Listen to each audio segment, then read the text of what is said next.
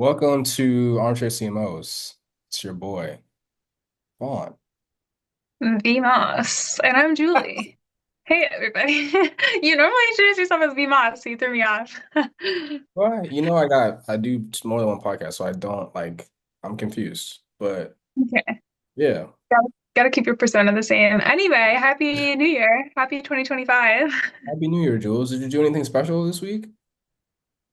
Nothing at all. I had done like a little digital vision board well before the new year. And oh, I did. I wrote the tiniest little like manifestation to myself at like 7 p.m. on New Year's Eve, but that's it. Good for you. What about you? Did not leave the house. Me and Kia. Yeah. Kia bought some trying to find the right word. Some couples game, like newlywed type thing Oh, cute. Okay. that we played. Nothing crazy. Don't get your mind out of Yeah, I know. That's good. the gutter. Like, I don't know if we need to know that. So it was cool. It was fun. We made fun of each other, but also Cute. got to connect and just spend time, which was cool. Nice. What a good way to bring in the new year. Oh, I Yeah. did the grapes. Have you heard of the 12 grapes? No. It's like a Hispanic tradition. I don't know specifically from which country, but it might be Mexico, among others. Where you're supposed to eat 12 grapes at midnight on New Year's and make like basically like a wish for every grape. Wow. And then they're supposed to be done eating them by 12:01 or something like that. So I did that. I did that last year too. So I just like it's my new tradition. I've stolen it. That's cool. I never heard of that. It's a kind of fun one. Anyway, so on the theme of New Year's, we decided to react. We're seeing all of these like 2025 predictions or like biggest trends for 2025 all over the place over the last like week or two.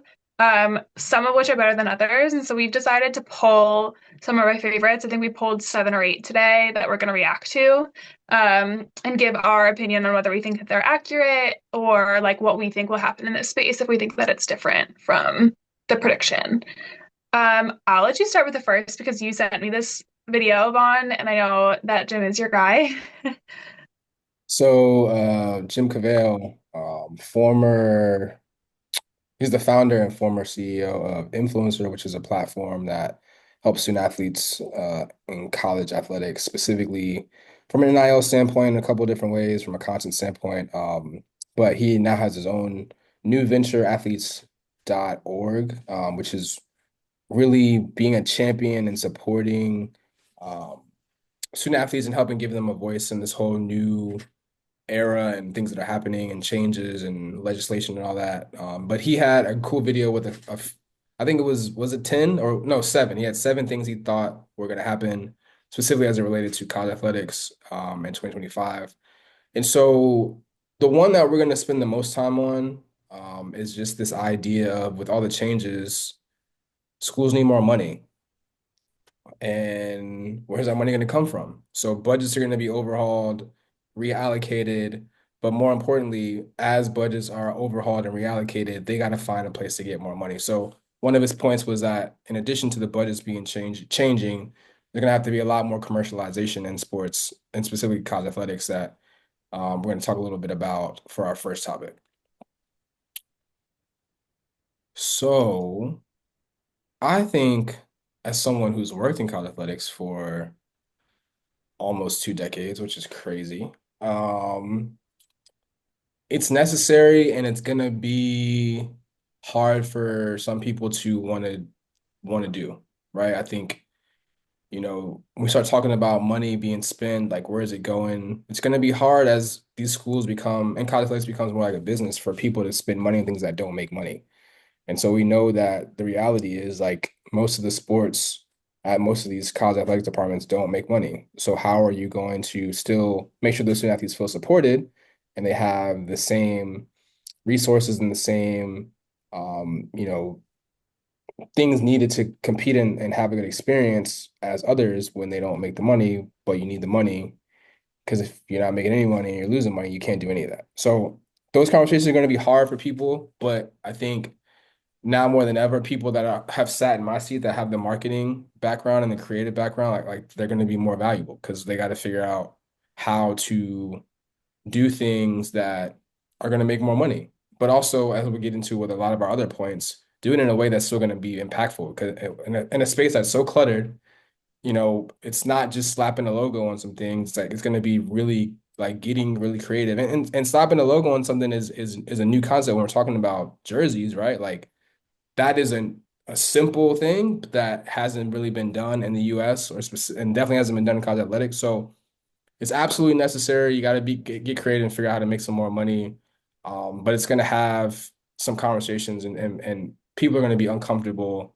But this whole thing is so complicated that you got to do some things that you've never done before. That's so interesting because I didn't immediately think about like the Olympic sports, like the non-revenue sports when I was thinking about this. And that's a great point. Like it's going to be tough to make sure you're continuing to support those when the need to be driving revenue is like as strong as ever. I saw this more from a perspective of like NIL specifically. So it's like colleges are going to need more money, or college athletic departments are going to need more money to support NIL. And my brain immediately went to, well, colleges have been needing more money for years. Like the trend of like running college athletic departments or needing to run college athletic departments like a business has been going on for a long time. That's not new. Yep. It has, I think, been accelerating. Um, and that's been, like certain colleges have been better at that. Like some have adopted and adapted more quickly. But I think one part of me thinks that when it comes to NIL, actually, like NIL, I don't actually think is necessarily going to put that much pressure on colleges, like the college athletic departments to operate all that differently. What it's going to do is, in my opinion, like my prediction, is put a ton of pressure on the collectives responsible for driving NIL money, which to me, like I see those as like those are going to be running pretty separately from college athletic departments, I think. Like a lot of colleges already have set them up as like basically separate institutions, separate entities from the athletic department, being responsible for putting together NIL deals for student athletes. So I don't know. I don't know. That'll be interesting. I think that there's like it's ripe for someone to come in and start a consulting firm, basically, where like colleges can kind of outsource this entirely. Um, so somebody who's like a little bit more ambitious and more business development oriented than me should like take up that opportunity.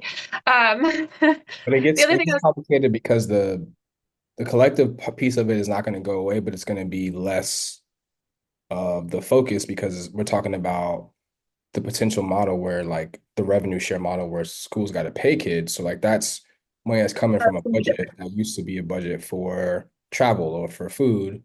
The collective money can still, support. So that we don't know that that's going to go through yet. Right. But that was one of One of the predictions was predictions that that it that was would going go. to go through. That sets the tone for this for that. Yeah.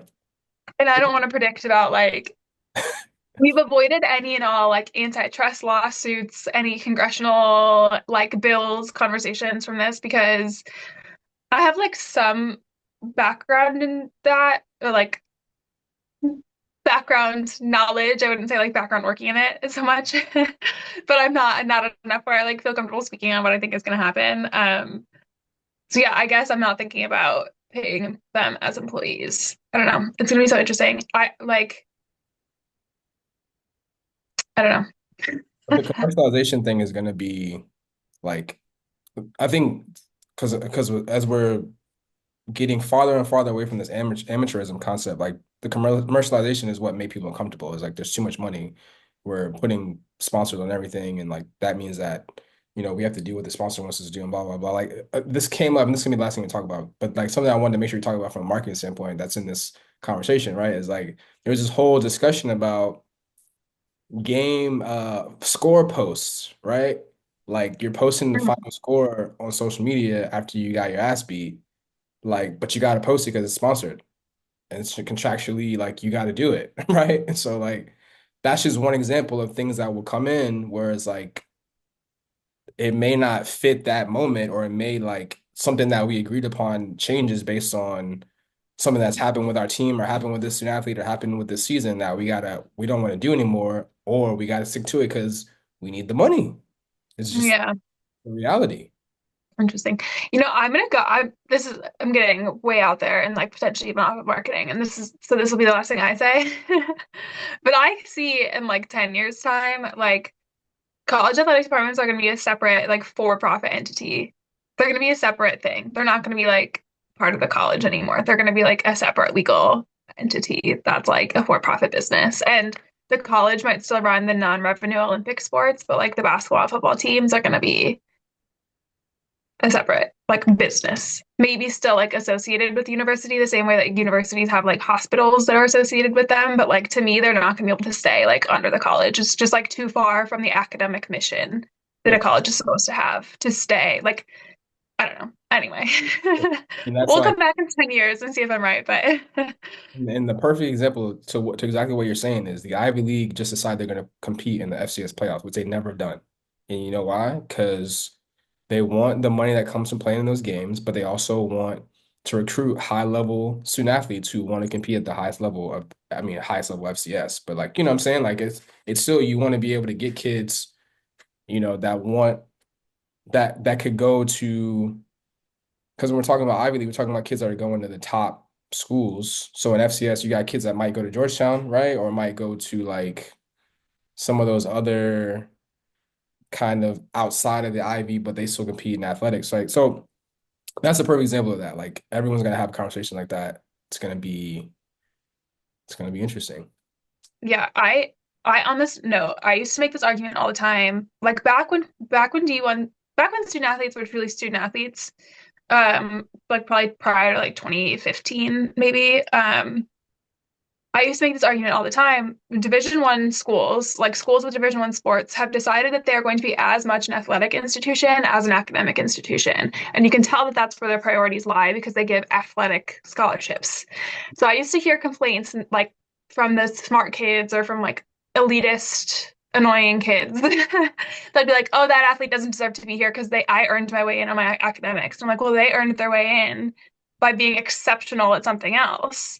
And this school has decided that they're as much an athletic institution as an academic institution because that student earned an athletic scholarship. And I used to say this all the time. And like then I'd go into all the ways that good athletics can help school, like after a March Madness, Hmm. like a strong March Madness run, applications increase by X%. And students who are highly engaged as fans of their sports teams in college are more likely to become donors when they graduate and are more likely to become active alumni. So there's all these ways that like having strong athletic departments like supports the university. And I used to make these arguments all the time. But this is my point where now these are not even student athletes. They're fully just like kind of professional athletes who happen to be enrolled at a school. So that's why I'm thinking about these things might just start like they might have to start to distance themselves a little bit. But we'll see. I think that that's it's not even just like an athletic department conversation anymore. I think it's going to start going to like president's offices, like how the university wants to handle like this movement within the athletic departments. And I think that actually will come sooner. Like my prediction of like they might be separate in 10 years, like I think it's going to take a long time for things to kind of like settle, but I think that's going to come really quickly is like these conversations of how far are we willing to go down this road before it's just deemed too far from like our core purpose Cool. as a university. I just Anyway, we got a little off topic. Anything else to say here? Let's go. Let's keep moving. Okay. The next one we want to talk about is front office sports. I feel like we talk about them in every episode.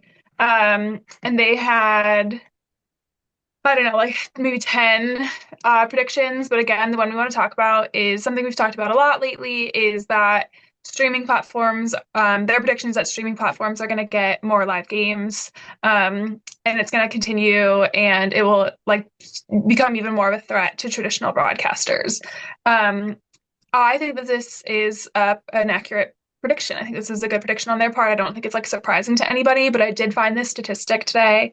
It's a Statista statistic that said 95.5 million people in the US watched live sports on digital platforms in 2023. So that was 2023. That statistic is already a year old. I bet it's even higher for 2024, especially after like Netflix and the Christmas NFL games. So definitely see this coming true in 2025. Yeah. Definitely the article cites the NBA leaving TNT to go to Amazon.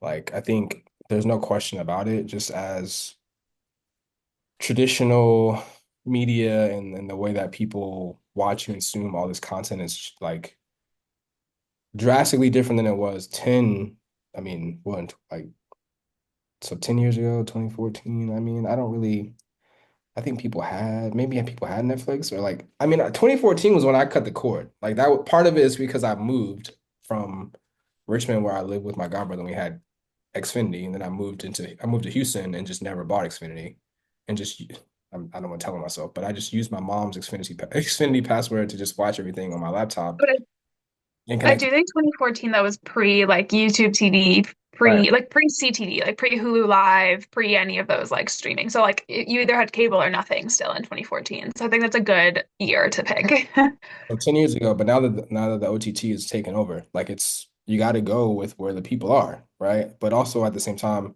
a point that I wanted to make is just I think the next level that people got to start thinking about at these leagues and teams is like not the streamers as like the companies, but like the individual streamers who like are on Twitch and stuff. Like the fact that like it blows my mind that there are people who literally just go to these people's streams and watch them talk or play video games or whatever. Like Or just like sit around. just sit around. Like I like why are you why and the thing about it is like they pay the subscription to do that. Like it's $5 a month or something like that for you to just to be able to watch someone sit around and talk. But like kudos to people like Casanat and Ninja and those type of people who have like figured out ways to keep being creative and creating something that people want to come back to. Like whether it's having like real traditional celebrities come in and be unfiltered and be themselves. Like Casanat did a great job in his marathon stream or whatever, where he had Kevin Hart on there and he had Drewski and he had Bryce James. Like I appreciate the creativity and the effort they put into creating a product that people are interested in. But I'm looking at the top 50 streamers on Twitch specifically on Wikipedia right now. Ninja's number one, and he has 19.2 million followers. Now, it doesn't tell us how many people he has subscribed that pay money to that, but 19.2 million people follow this dude and just watch him for either a minute or a day. Just keep it on all day just to see what he's doing all day. Or like Ninja specifically, it says that he's a Fortnite player. Kai Cenat has him as they have him as various games and chatting. Like Yeah. that's how they describe what he does. Various games and chatting. Castella's got 15.4. So my point is like they've got to get creative. The leagues have got to get creative. And I know we're gonna talk about the NBA a lot because we've been mentioning their ratings problems. But like the NBA's Twitch has 497,000 followers. The NBA. But this one guy's got Castella himself has 15.4. So how do they See, but get that's a creative? lot. That's actually Yeah. way more than I would have guessed for the NBA. Now I don't know how like because so I'm on their Twitch right now, right? It has recent broadcasts. There's no recent broadcasts from the last 3 months in the seasons and they're in the middle of the season. Now I don't know if that means that Mhm. they could be doing content that's subscriber only that I can't see because I'm not a subscriber. But my point is like they got to get creative with figuring out how to tap in. Like I think ESPN does a great job with, Manning cast and having guests come on there when they have the Final Four from women's basketball, where they have Sue Bird and Diane Taurasi, having them have their show. They have people on like that type of concept, but they got to figure out the missing piece there is they don't have the young people paying attention to that. But how do they take that idea and go to Kai and figure out, can we do a picture in picture where you're sitting with Kevin Hart and watching the game together and still doing your chatting thing? I said this. Okay, wait. Did you see last year during like I think it was women's college basketball, it must have been March Madness. Where like Kelsey Plum and somebody, maybe like Asia Wilson, somebody were like sitting courtside at a WNBA game and they showed a video of them. It was the one where Kelsey Plum went viral for eating the popcorn. Mhm. They were sitting courtside and just like commenting on the game. And there was just like a little video of them commenting as they were watching. And I remember very specifically, it might have even put it like in my Instagram story where I was like, I want this for every game.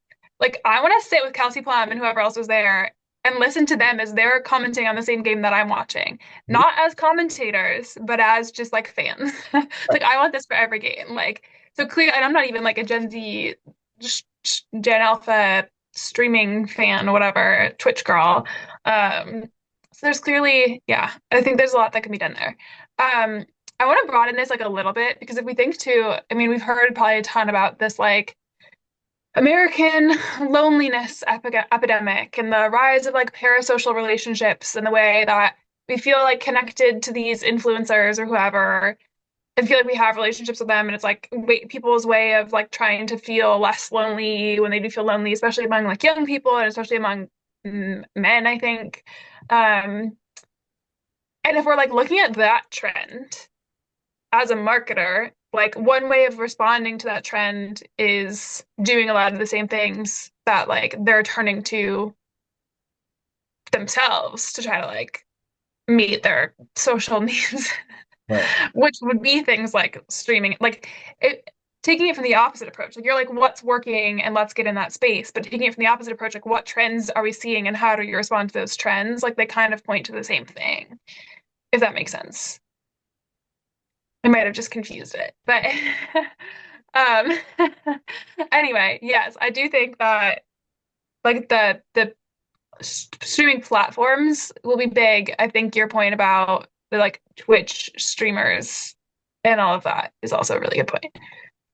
yeah, because I think that that's what like we just said that you loved about the Asia and Kelsey thing, and then I think that's just why the streamers and the social media people, TikTok influencers, have become so big over the past 5 years, is just because you just view it to be pure and authentic. Yeah, And I think the authenticity is yeah, huge. Yeah. and it's not like, and even the people who are in the traditional space, the ones that we like are the ones who tend to be more unfiltered and seem to be more authentic. Like people love to see Chuck and Shaq, who are just like, are they giving the best analytical basketball commentary? Absolutely not. But it's authentic because you know those guys actually lived it. And it's authentic because they're not trying to be super polished all the time. Like, so I don't know. It'll be interesting to see, how all the leagues, not just the NBA, get creative in leveraging these platforms, but also, trying some new ones. Agreed. Are we ready to move on? Yeah. We're running. I feel like we're talking about these more. Which number are we on? Three? 4. Yeah. All right, let's roll. Four. Okay. I can make this one quick, but because we touched on this a little bit, I'm gonna try to keep it under 3 minutes. You can time me. Number 4 was a LinkedIn post I saw from, I want to like name the person because I feel bad. Jerry Dent. And Jared Dent. Oh, my bad. And he said that sustainability is going to be like an increased focus in sports over 2025. He said, as fans demand environmentally conscious practices, sustainability will become a key element of sports marketing strategies from eco-friendly merchandise to carbon neutral events.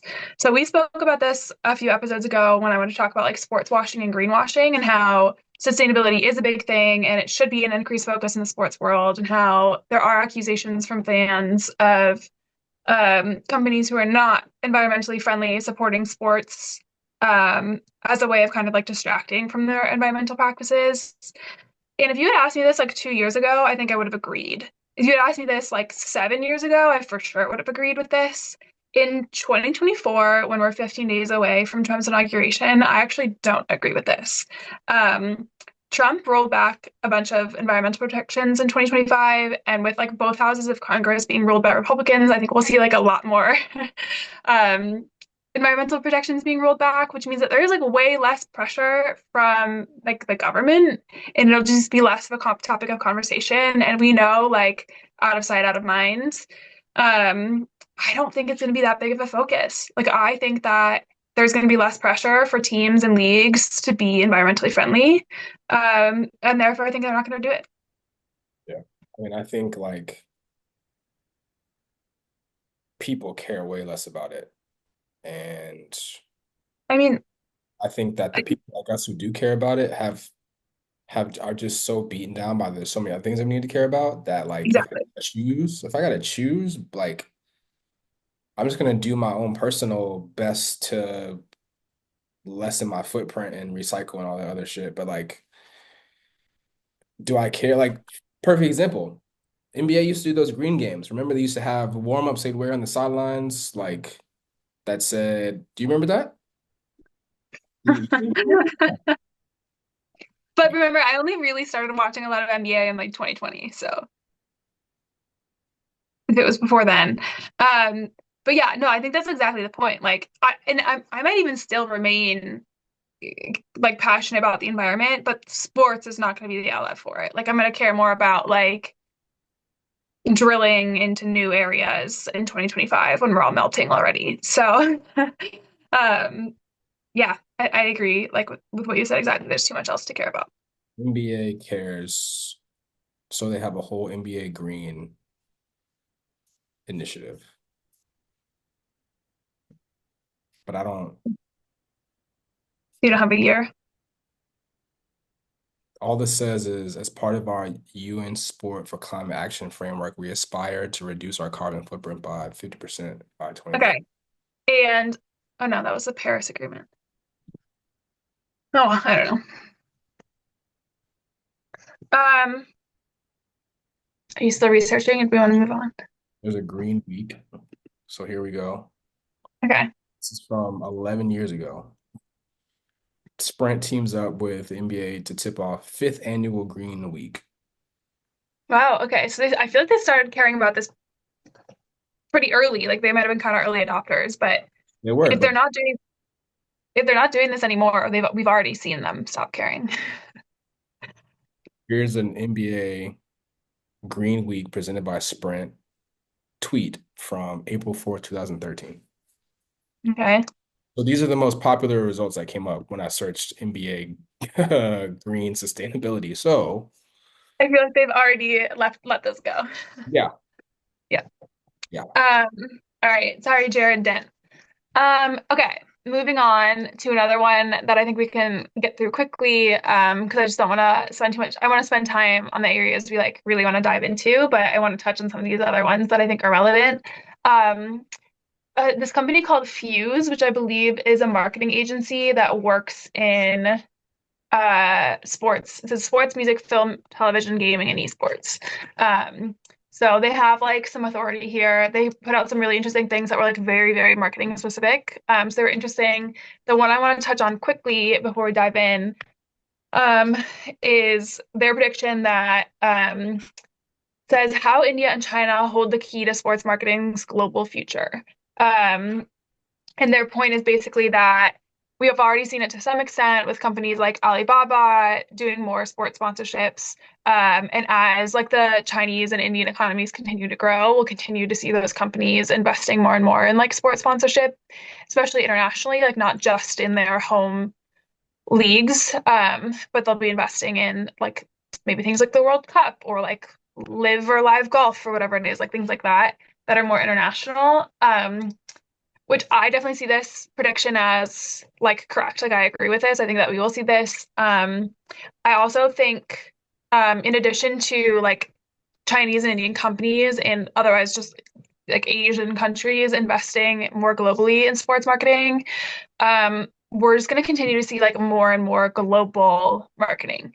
So as opposed to like European leagues only marketing in Europe and only playing in Europe, or US leagues only marketing to like US employees, US people like citizens, and like playing in the US. We're going to see more and more of this playing tournaments abroad, players playing abroad, leagues being developed abroad. So like some examples of this is like I mentioned last week, the NFL is playing more and more games out of the country. The NBA started the Basketball Africa League. Like Live Live Golf is an example of this, where um, there's an attempt to pull the PGA more global. Um, so I think that we're going to see like more and more of this. And this ties closely to our conversation about streaming. Like all those streaming platforms are global. Yeah. And so like that's one reason for leagues to go to streamers, and that's one reason for streamers to be trying to sign like more sports deals. Yep. I think this will be huge in 2025. Yep. I mean, I think that that is definitely a huge part of the conversation is the way that these streaming platforms and OTT viewing is like made things that you used to only be able to see in your country, people can see everywhere. And you could do it a little bit on the internet, but it's a little bit different, right? I think there's a difference between, oh, I gotta watch it on something on my laptop or maybe on my phone as opposed to I can put it on my TV. Like that's an experience that people value the comfort of being able to do and the way these platforms allow people to do that. Like it's a no-brainer. So I think 100% agree that it's the prediction that it's going to be true, that global is going to be the future, and all these leagues and teams have to be more creative in how they do that.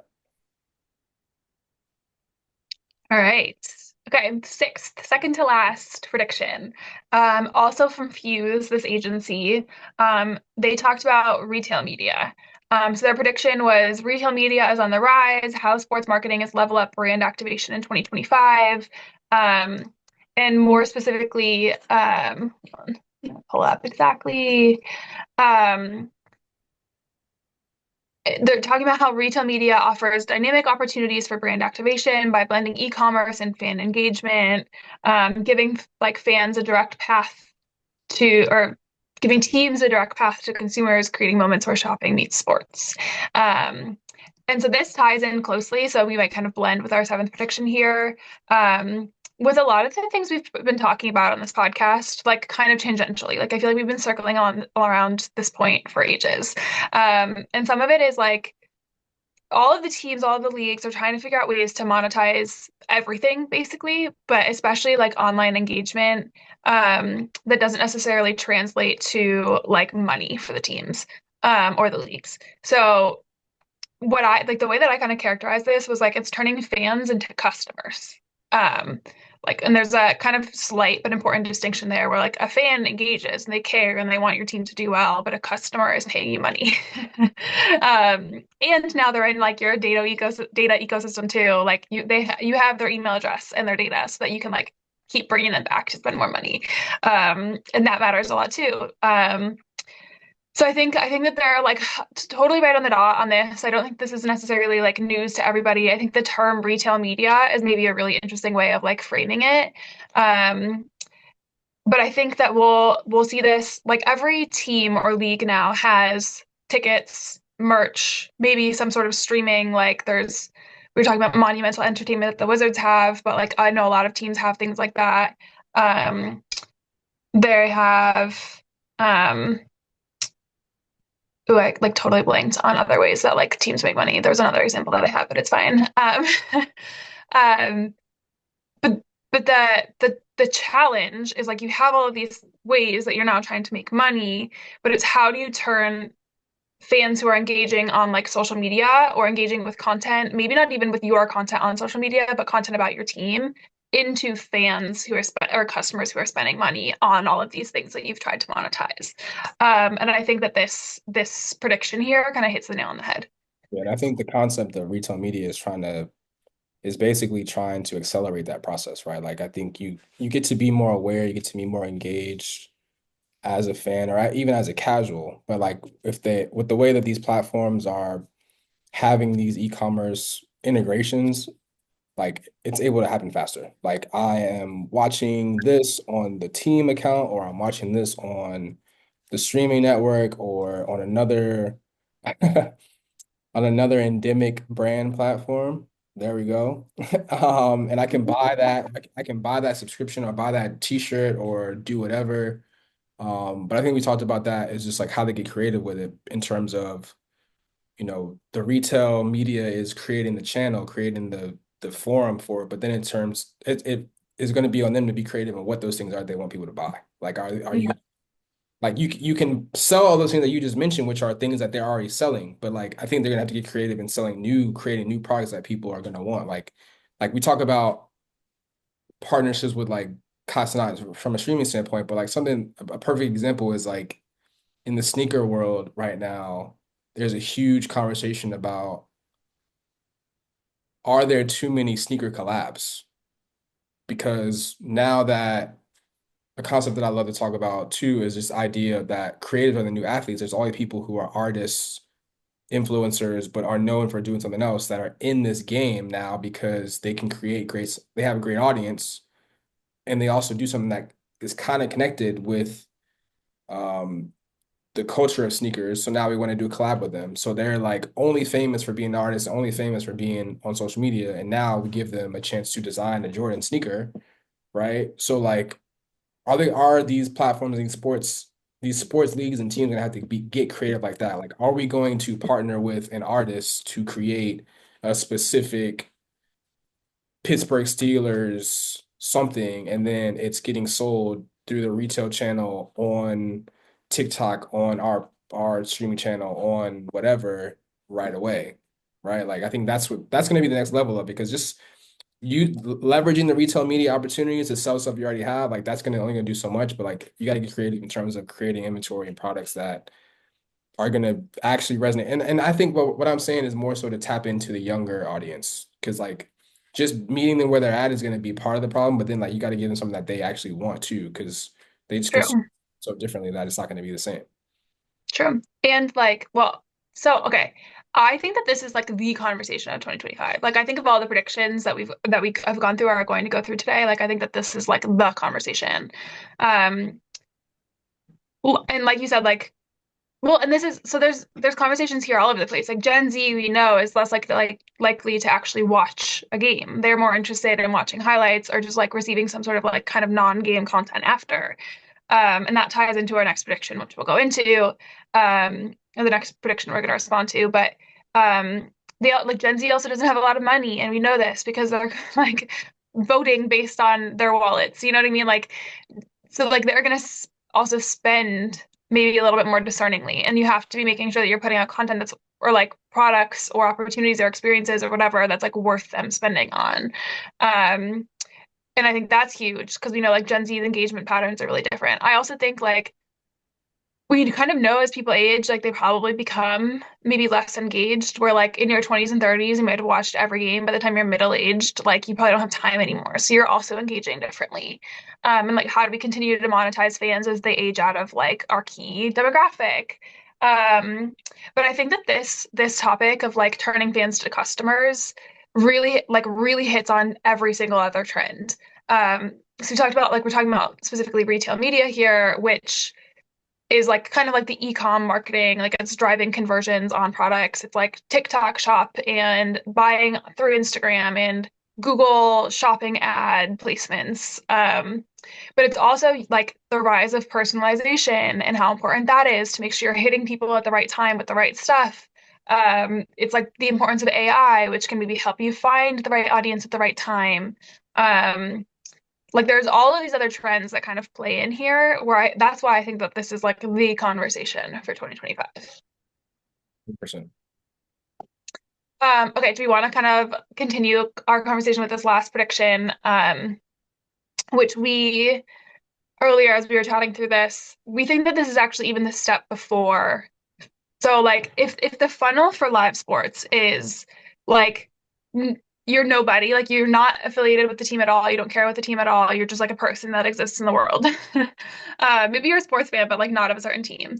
We need to turn you first into a fan, and we need to like engage you by watching the games, by engaging with their content online, by like developing a meaningful relationship with you online. Then we need to take you from fan to customer where you're like spending money in one way or another, whether that's on merch or tickets or streaming or whatever.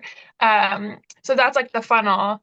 Um, then we're actually going up the funnel here. We're going a like step earlier in the funnel where there's this need to um, engage fans like digitally and meaningfully. Um, and two statistics that I think kind of tie to this. Is it two or is it like more than that? I think it's two. Um, this says like 10% of fans prefer short form video content such as highlight reels to like watching the actual games that we talked about a little bit earlier. And then other is like 10.32% of sports fans use social media while watching games.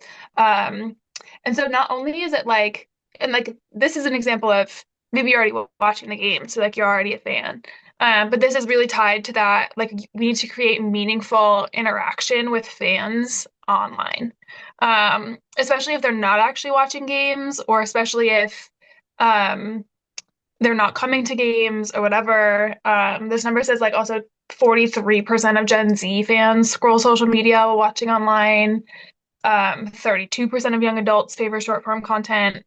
So it kind of serves both purposes. Like, how do we engage like existing fans who aren't spending money, but also how do we like even get people who are just like kind of vaguely aware of sports happenings and turn them into like fans who have a relationship with our team. which is hard. Um, It's hard. It's hard, yeah, like to cut through the clutter. There's so much clutter. It's like these platforms have so much other stuff going on, and it's just part of it from my perspective and my experiences, right? Like this is also tied into the broadcast conversation because there's rules and regulations and limitations on what you can do with the broadcast while the broadcast is on. So like there's limitations like of how much can get clipped and posted on social media while the game is on because you don't want to do too good of a job to not even try to make people watch the game, right? You want because you got all the best clips on social media right away. Like there's limitations and there's frameworks in place to create an environment where they can maximize that opportunity, but also at the same time don't cannibalize it from their actual partners. And that's not just usually that's a lead conversation with the broadcast where the team has to play by those rules, which is not necessarily where a great situation where because the team probably wants to be like I always from my seat wanted to do more creative and be more creative with the stuff that we're doing in a game, but I knew that we can only post 4 times a game during the broadcast. And I knew that, you know, sometimes you got to post and you got to remind people to tune in to whatever channel you were watching, right? Or like, like it was, and that's me speaking from being in the college athletic marketing and media position and posting during the game. But like another example of that is we used to get clips from the NFL of our guys that were in the league and we could post to help get some like more visibility. Obviously, it's a celebration for us because we got guys in the league, but even then, they're NFL saying, "Hey, you got to add the tune in. Like you can't post without the tune in. Like because it's again like the goal is like they're still trying to use that to drive it to watch the broadcast instead of figuring out a way to make it and maximize it as its own thing, which I think is the tough part they have to decide where that balance is. If we know that people are doing this and we know that people are engaging and watching the game in this way, but they're also on their phones and doing stuff on social media. But how important is that compared to how important it is that we want people to actually sit and watch the game?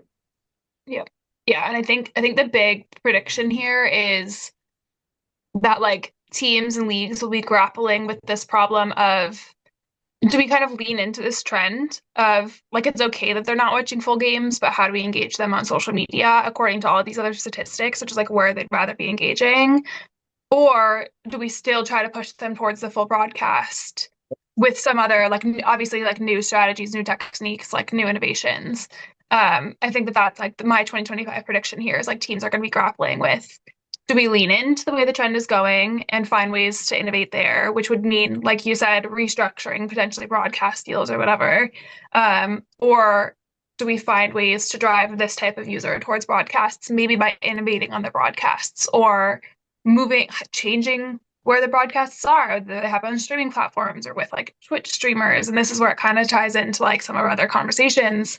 Um, all these things kind of tie together, but I think this like specific problem of especially younger audiences like consuming games and wanting to consume games differently is gonna like drive a lot of innovation in social media and streaming into like non-traditional media spaces.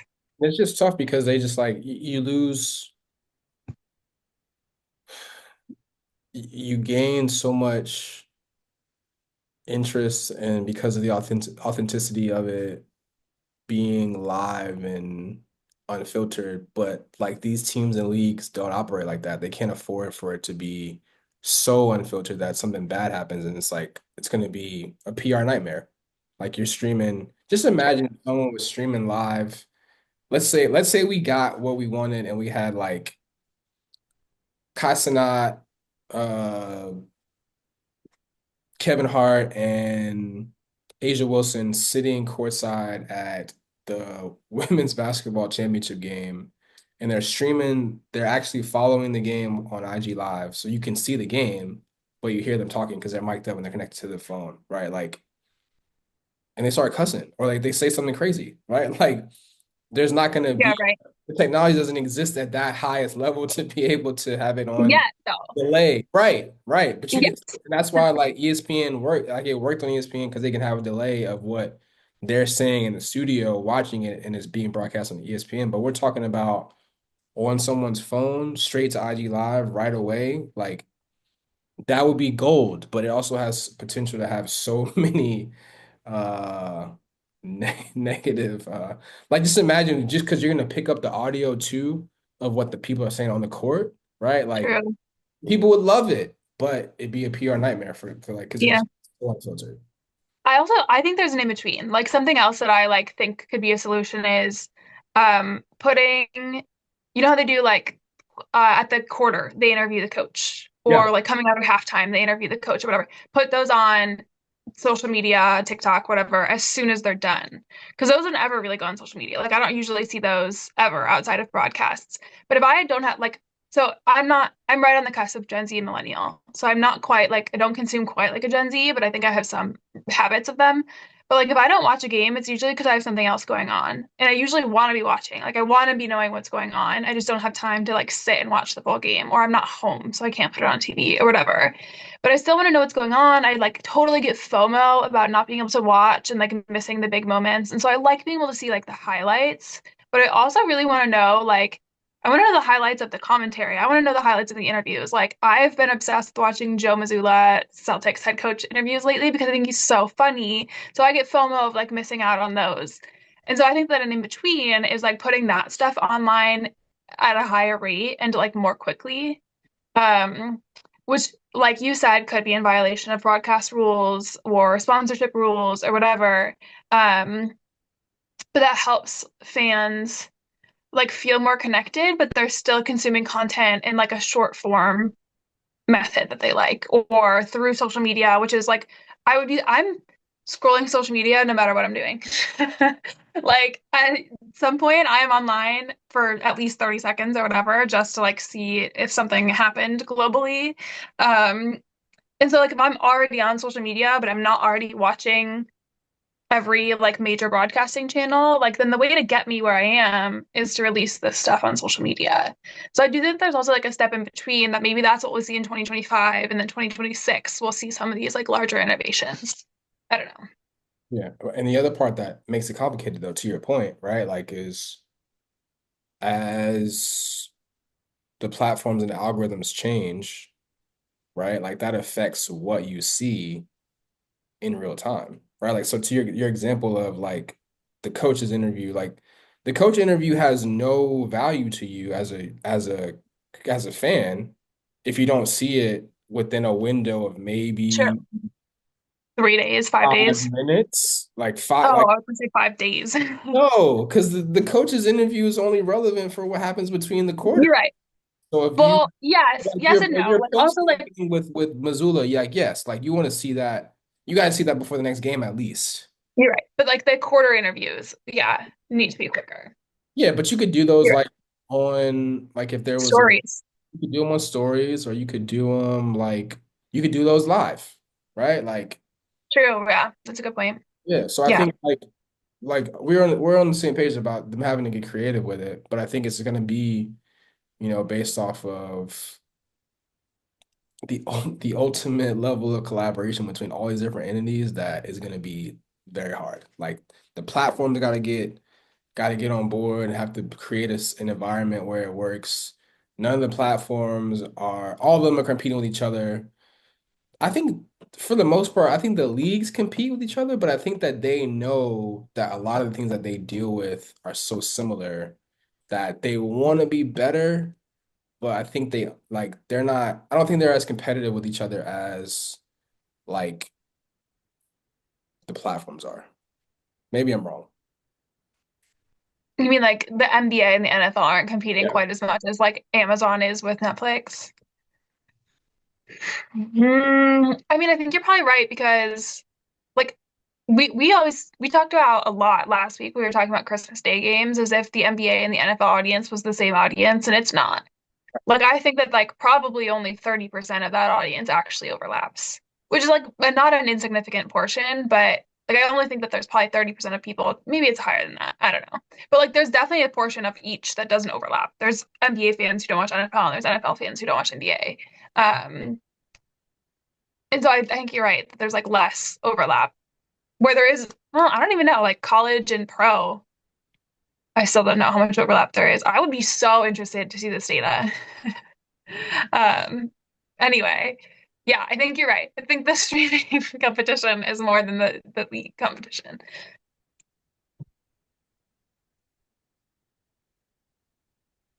Is that all we have? I think that was the last one. Are you looking it up? No, I just opened Twitter to see how in real time what I was seeing is, and none of this is like we're in the middle, the first few minutes of the biggest football game of the season right now. Nothing Hmm. on the timeline is about that game. Oh, interesting. I could open up Instagram.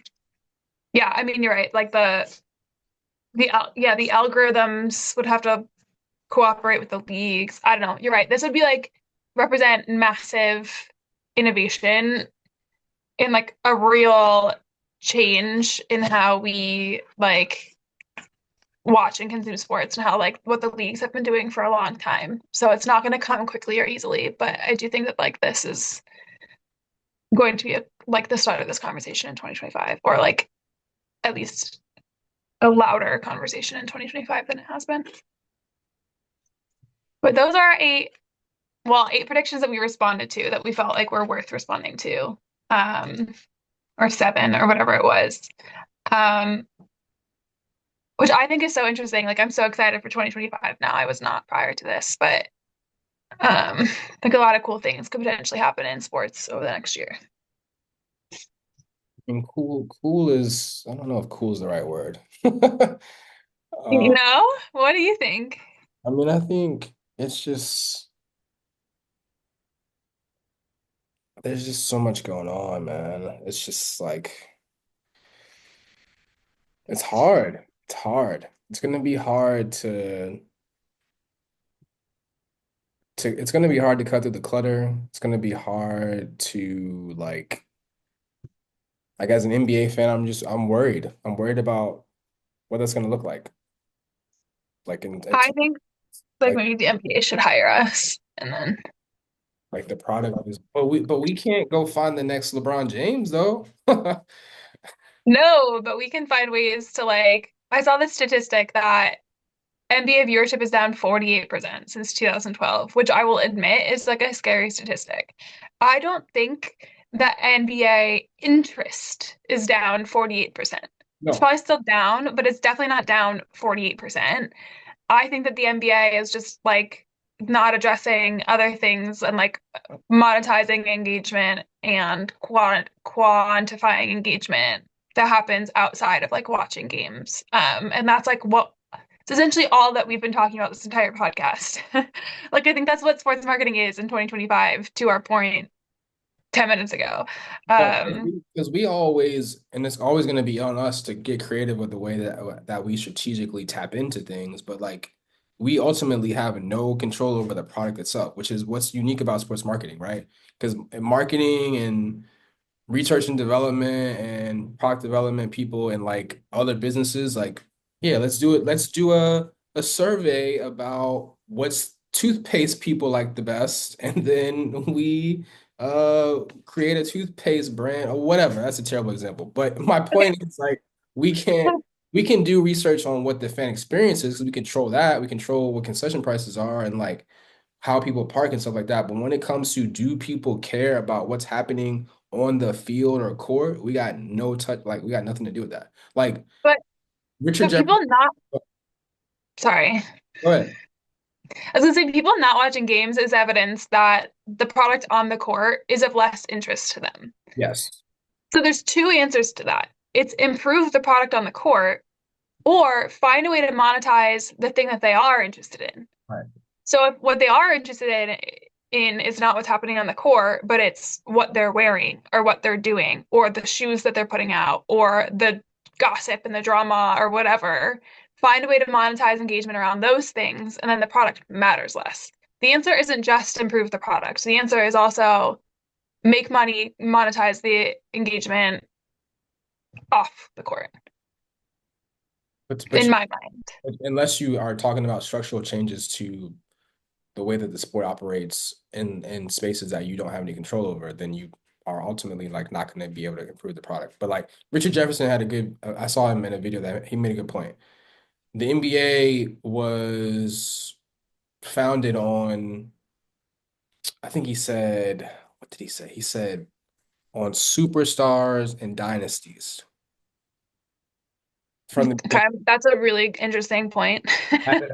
haven't had any of those in the past 5 years or 6 years. since Because the, since the Warriors. unless the Celtics repeat, they'll have six straight Yes. different champions. This was my point. This was my point that I made the other day. I feel so validated now about Jason Tatum and Giannis both having the opportunity to like really establish themselves as the next superstar and kind of like create a dynasty. And neither of them have done it yet. Like we'll see if the Celtics can maybe make it happen. But And the Celtics blew it. Like they went to the conference finals. Like they went to the conference finals in the bubble and lost to the Heat. The next year, I don't know what happened the next year, but that's when Giannis won. I think the Celtics got beat by the Nets when the Nets had KD. mm, Next year, the Celtics made it to the finals and lost to the Warriors, right? I think I'm getting this right. And then the next year after that, the Celtics went to the conference finals and lost to the Heat again. And then last year they went to the conference finals and they won, and they went to the finals and they won the thing. So they've been in the conference finals like 5 years in a row, maybe 4 out of the 5 years. yeah, right. They've been close. I don't know if that's right. I'm gonna look. Um, I'm really good at this. I can name every NBA champion back to the year I was born, but that's a well, whole. this doesn't have conference finals. But okay, let's go back to like, okay, so 2020 Lakers Heat were in the finals. 2021 Suns Bucks, 2022 Warriors Celtics, 2023 Nuggets Heat, Mhm. 2024 Mavs Celtics. So there was not a single 2 year span where the same team was in the finals year over year. So you're right. That's like so far from a dynasty. There's not even like a team getting back to the finals the next year, which I know we were just saying like with the NFL, everyone's sick of the Chiefs being in the Super Bowl every year, but I think in the NBA, it's almost the reverse. Like I think people kind of like love to have either a team that you love or a team that you love to hate. And like that's what drives engagement in the NBA. But it's I do also also think, that you have that you run that course where you go from being the team that you love to the team that people hate because it happened love, to the but it's like, Warriors. but love to hate, I think is also good for engagement. Yeah. Like the Chiefs still get a ton of viewership, even though people fucking hate the Chiefs. But it's because they hate them. Like love to hate also works. I actually do think it works better though in like the NBA because you've made this point a bunch of times. Like the NBA is less of a team league, it's more of a player league. And so you follow around your favorite players. And the more you hear about a player, the more likely they are to become your favorite player. So like you might go from not being a Warriors fan at all to becoming a huge Warriors fan because there's a player on that team that you love and they go to the finals every year. Right. Where in the NFL, like you're not going to switch up teams. Like if you hate the Chiefs, you hate the Chiefs. um, so you're right. Like it's a little different in the NBA anyway. But Okay, two things before we go, because I know we've talked a lot around here, but I wanted to make sure we talk about these two things because they're relevant to us. Because we talked about the fashion aspect on here a lot. So you sent me that picture of my man LeBron switching out his tunnel fits for a hoodie and basketball shorts and slides, I'm going to say prediction that is the new trend. Because as far as Mhm. I know, there's no dress code. Like that was a big deal in the 90s when Davis made a dress code. So if there is no dress code, like he should totally do it. And I hope LeBron gives credit because Asia Wilson actually did that in WNBA this year too. I hope people recognize that because she started doing that towards the end of the season. Just started wearing a white tee and like Okay, sweat. wait. In the episode that where we talked about fashion, I mentioned that Kyle Kuzma had said he had basically stopped doing tunnel fits because he felt like it wasn't like sustainable anymore.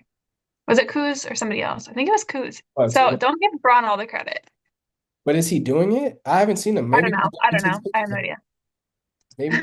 Maybe because he plays for the Wizards and they're not good. But I just want to bring that up because I thought that actually like it's a story because it's Braun. It's a story because it's Braun. um, but like I do think that is like I do think that because it's Braun and because like people are paying attention to it, that it actually should be something that people consider. If I'm a basketball player, like the tunnel fits in, like our bigger point of them being cultural people and influencers outside of them being athletes is like you can have other opportunities to show your high fashion. You don't need to wear Louis Vuitton in your tunnel fit. Like LeBron James has been to Pharrell's Louis Vuitton shows in Paris. Like that's where you put the Louis Vuitton on. Or like at his birthday party last week, where he's got some suit on with no shirt under. Like, okay, cool. I think that is the point is like having your high fashion tunnel fit as you come to the game to play basketball is unnecessary, it's overkill, and people don't think it's authentic. That's why no one cares about it anymore. But that doesn't mean you can't get your fits off. You just have to find the appropriate venue to get your fits off, and it ain't the tunnel. That's the point I'm trying to make. Okay. Okay. Okay. Can I make a prediction? Was that your only prediction? Or did you have another? That's it. The other thing I Okay. talked about is not related to this, but go ahead. Okay. I want to make a prediction then, completely unrelated to anything we've talked about. Um, I think that we're going to see sports become really politicized in 2025. I think sports have remained relatively politically neutral to date in a time when literally everything is becoming politicized. I unfortunately think that the leagues are going to be forced to respond in one way or another because we saw in like Trump's first term, um, him like taking aim at like the NFL and the NBA with like the whole kneeling at the anthem thing. Like we know he's unafraid of touching sports, so I think that he will say something, and leagues and teams will be forced to respond one way or another, and they will land on one side or another of the aisle. I also think with people like Jeff Bezos and Elon Musk becoming like increasingly involved in politics and like the way teams interact with those and leagues interact with those companies like Tesla or X or Amazon, which like we know like teams have X profiles and like Thursday Night Football streams on Amazon, like they're going to be forced one way or another to say something about something, and then all of the leagues will land on one side of the aisle or another, and half the country will hate them. Like I hate that that's my prediction, but I do think that we're going to see like leagues now starting to align with parties in 2025. I don't want it to happen. I think it's going to happen. That's going to be rough. And it's just like that's a bigger societal thing that we don't have time to talk about right now because we're No, like the politicization of everything. Yes, agree. We don't have time to talk about that. But my prediction for sports is just that that's going to happen. We don't have to dive into it. The last thing I wanted to say, I mentioned it a second ago, it's just like we're in the middle of the biggest football game of the season. For those of you who don't know, and if you're watching this, you must know, the Detroit Lions and the Minnesota Vikings are playing right now. Both teams are 13-2, which is the first time ever that two teams have faced off with the chance to win 14. Because I think they added more games 2 years ago, maybe. Am I making that? Wait, they added one more game. Yeah. So I So thought 13-2 though isn't right. They'd have to be because this is the last game, right? maybe they're 14-2. Maybe they're both 14. Maybe 14-2. Yeah. So a chance to win 15 games. Yeah, because the Chiefs are 15-1. So yes. Yeah. Both are 14-2. This is the first time they've ever had a matchup of two teams that have won 14 games, which is crazy. But the thing I wanted to bring up from a marketing standpoint that I think is really cool, I know I'm 100% not sure who the home team is, so I don't want to get this wrong. Hold on. It's at the Lions. At the Lions. Okay, so Minnesota, their people bought Oh yeah. and then sold them to their season ticket holders behind the bench, so they would have some Vikings fans in the building around their team, which I thought was super smart. One to do it, super smart to get the PR out and make sure you told people that you did it. So it's on these. That's where I heard on. That's the part that I love. They spent like $2 or $3 million buying 1,900 tickets in Ford Field, which is where the Lions play, in order to get their season. And then they only sold them to their season ticket holders. Also obsessed with that. Like reward your most loyal. Obsessed with everything. I think that's like the coolest thing ever. They probably didn't make them pay what they paid for them. They probably No. made probably gave them some this kind of discount, like because it's. I mean, that's the type of stuff that is important to like. That's still big picture. We talk about all this digital media stuff, like which is huge, which is important, which I think all the stuff that we talk about from a digital standpoint is very much in the brand awareness, brand advancement bucket of responsibilities of marketing, but it's still got to come down to the development of fans and then how you turn those fans into money. And I think that the way you do these things like that show your appreciation for them is a huge way to keep them in that life cycle to make Loyalty, loyalty still matters a lot. Yeah. it's hard to focus on loyalty when you're trying to appeal to your however many million Instagram followers. Like how loyal are they? Can they be when they can literally just unfollow you whenever they want, right? Like, but to reward your people who and to contradict myself a little bit, that's also like an issue that you get into in marketing and sports is like when you do things on social or in marketing where you feel like you're going to alienate one of those groups and you have to make that decision. Like, do we want to do something cool and innovative and proactive that's going to help us get new people? Or are we going to stick with doing the same old things and spending our resources on things that are going to keep the people who are already here or have been here forever so happy? That's tough. So, like, yes, doing something like this, buying tickets for them to go to an away game, the biggest game of the season, last game of the season, like, let's do that. But to not do something cool, in the venue or do something cool on digital social media or like, try to do things that help you grow the fan base that may make things maybe a little bit more inconvenient for older fans or, more fans that have been there for longer. Like that's a conversation that's always gonna have to happen in our space where you can't win them all. Yeah. Or you can't win them all every time. Right. Yeah. All right. Well, this was like maybe one of my favorite conversations we've had. That was a nice little rant we went on at the end there. That's I think this is maybe like also our longest episode ever. But uh good kind of overview of what we think is going to happen in 2025. We will be back next week with some things that have already started happening in 2025. yes. All right. Talk to you later, Vaughn. Thank you. See you later.